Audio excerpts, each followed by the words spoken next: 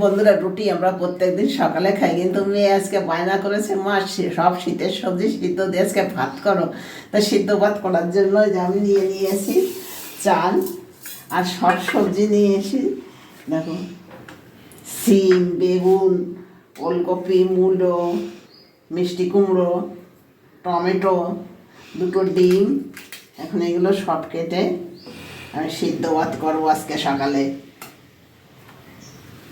আর শীতের দিনে সিদ্ধ ভাত খুবই ভালো লাগে, কিন্তু আমাদের সেটা আর খাওয়া হয় না।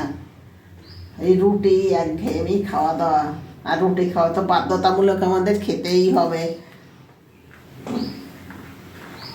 এবার কেটে দাও। হ্যাঁ, চাল ধুয়ে নিয়ে আসি। এবার আমি প্রেশার কুকারে বসিয়ে দেবো ভাত। আর প্রেশার কুকারে সিদ্ধ ভাত খুবই ভালো হয়, অল্প সময়ও লাগে হতে।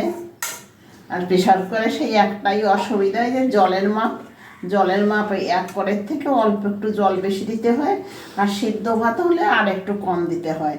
আর সব সবজিও কেটে নিয়েছি।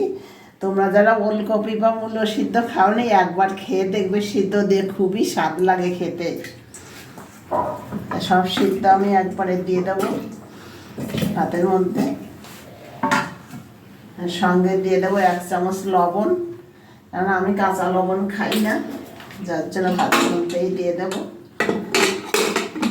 আর 2টো সিটি দিলেই আমার ভাত হয়ে যাবে।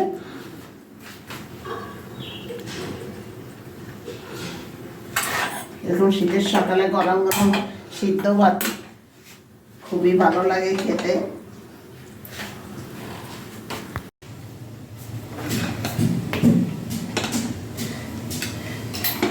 প্রেশার কুকারে সিদ্ধ ভাত কতটা ঝরঝরে হয়েছে দেখো।